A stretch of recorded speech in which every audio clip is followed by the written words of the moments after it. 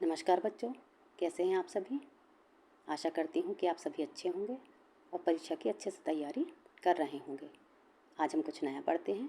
आज हम राजनीति विज्ञान की द्वितीय पुस्तक स्वतंत्र भारत में राजनीति के अध्याय 1 राष्ट्र निर्माण की चुनौतियों पर चर्चा करेंगे। बच्चों, इस चैप्टर को समझाने से पहले मैं आपको बताना चाहूँगी कि अभी तक मैंने जितने भी वीडियो डाले हैं उसमें मैंने अधिकांशतः पहले क्वेश्चन और उनके आंसर सिलेक्ट किए, फिर उनको पीपीटी में लिख के और आपके समक्ष प्रस्तुत किया ताकि आपको क्वेश्चन और आंसर काफ़ी अच्छे से याद हो सके। लेकिन इसमें मैंने कुछ एक नया प्रयोग किया है। इस चैप्टर को मैंने पहले पीपीटीज के माध्यम से इम्पोर्टेंट बिंदुओं को आपके समक्ष प्रस्तुत किया है ताकि आप उनको समझ सकें, और लास्ट में सिर्फ इस चैप्टर के कुछ क्वेश्चंस को मैंने लिखा है। यदि आप इस वीडियो को बहुत अच्छे से देखते हैं, स्टार्टिंग से लास्ट तक बहुत अच्छे से देखते हैं, तो अंत के क्वेश्चन जो हैं वो आपसे बहुत अच्छे से बन जाएंगे। और यदि आप उन क्वेश्चन को करने में सफल होते हैं तो इसका मतलब है कि आपकी इस चैप्टर की तैयारी बहुत अच्छे से हो गई है।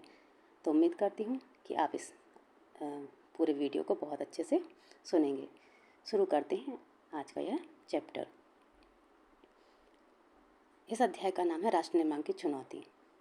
जब भारत राष्ट्र बना अर्थात अंग्रेजों से स्वतंत्र हुआ तो इसके समक्ष कई प्रकार की चुनौतियाँ थीं। इस चैप्टर में मुख्य रूप से उन चुनौतियों के विषय में बताया गया है। इस चैप्टर की जो शुरुआत है वो होती है 14-15 अगस्त की मध्य रात्रि 1947 से, जब देश आज़ाद हुआ था। इस रात्रि में पंडित जवाहरलाल नेहरू ने संविधान सभा के विशेष सत्र को संबोधित करते हुए एक भाषण दिया था।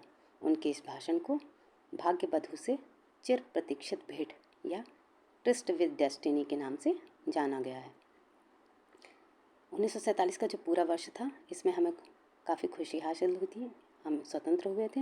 लेकिन ये जो पूरा वर्ष था ये हिंसा और विस्थापन की त्रासदी का साल रहा। अब किस प्रकार से हिंसा और विस्थापन देखते हैं दूसरी स्लाइड में। विभाजन, विस्थापन और पुनर्वास। आप सभी को पता होगा कि जब भारत स्वतंत्र हुआ था तो भारत 2 हिस्सों में भी बंट गया था।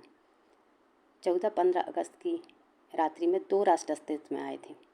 जो ब्रिटिश इंडिया जो स्वरूप था स्वतंत्रता से पहले, उसका विभाजन के कारण, ब्रिटिश इंडिया को विभाजन के कारण भारत और पाकिस्तान के रूप में बांट दिया गया था।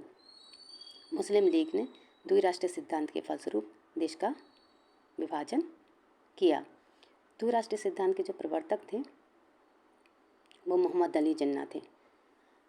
इस सिद्धांत के अनुसार ये माना जाता था कि भारत किसी एक कौम का राष्ट्र नहीं है, बल्कि हिंदू और मुसलमान नाम की 2 कौम इस देश में निवास करती हैं।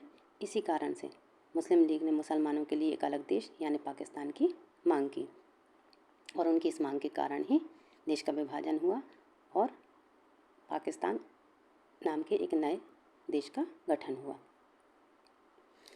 जब ये विभाजन हुआ तो इस प्रक्रिया में भी काफ़ी दिक्कतें आ रही थी। विभाजन सामान्य नहीं था और सरल भी नहीं था। हालांकि इस विभाजन का जो मुख्य आधार था वो धार्मिक बहुसंख्या थी, अर्थात जिस क्षेत्र में मुसलमानों की संख्या ज़्यादा होगी उसे पाकिस्तान बना दिया जाएगा। लेकिन ये भी इतना सरल नहीं था और ना ही संभव था।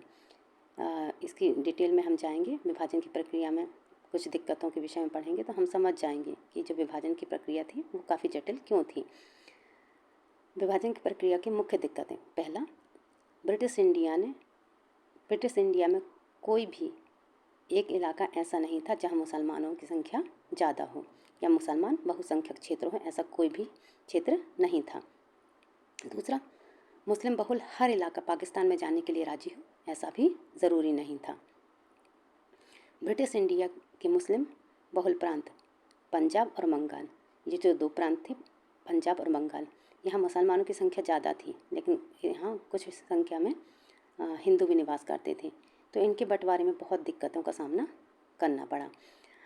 अल्पसंख्यकों की समस्या, जैसे मैंने कहा कि ये पंजाब और बंगाल ये 2 ऐसे क्षेत्र थे जहाँ मुसलमानों की संख्या ज़्यादा थी, अर्थात यहाँ हिंदू भी निवास करते थे तो वो इस क्षेत्र में अल्पसंख्यक कहलाएंगे।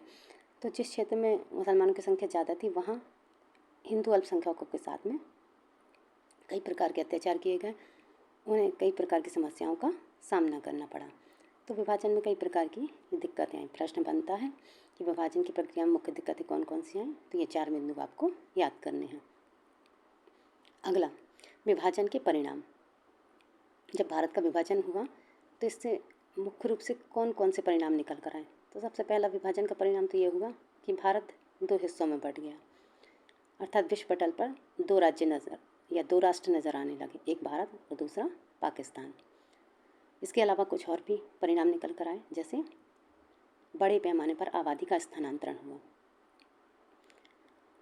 जिस क्षेत्र को पाकिस्तान घोषित किया गया और ये कहा गया था कि पाकिस्तान मुसलमानों के लिए बनाया गया एक राष्ट्र है, अतः बहुत सारे मुस्लिम जो भारतीय सीमा में निवास कर रहे थे वो अपने मूल क्षेत्र को छोड़कर पाकिस्तान की ओर स्थानांतरित हो रहे थे, और जो हिंदू पाकिस्तानी सीमा में रह गए थे वो अपने आप को उस क्षेत्र में सुरक्षित न मानकर भारत की सीमाओं की तरफ स्थानांतरण कर रहे थे। तो ये जो बड़े पैमाने पर आबादी का स्थानांतरण हो रहा था ये भी सरल नहीं था। इसमें भी काफ़ी दिक्कतें आ रही थी, क्योंकि लोगों के लिए एक क्षेत्र को छोड़कर दूसरे क्षेत्र में जाने के लिए किसी प्रकार के आवागमन के साधन उपलब्ध नहीं थे। उनका सामान लाने ले जाने के में काफ़ी दिक्कतें हो रही थी। वो अपना अधिकांश सामान अपने मूल क्षेत्र पर ही छोड़ कर आ रहे थे। तो इस प्रकार की कई दिक्कतें विभाजन के परिणाम स्वरूप देखने को आई। दूसरी जो परिणाम निकल कर आया वो था सांप्रदायिक दंगे। जान और माल का काफ़ी नुकसान हुआ।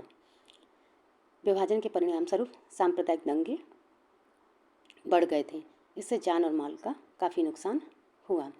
आपने यदि गदर मूवी देखी हो तो उसमें स्पष्ट नज़र आता है कि जब भारत का विभाजन हुआ था तो किस प्रकार के दंगे हो रहे थे, लोगों की बेवजह जान ले ली जा रही थी। औरतों को अगवा किया गया और उनसे जबरन विवाह कर लिया गया और उनका धर्म परिवर्तन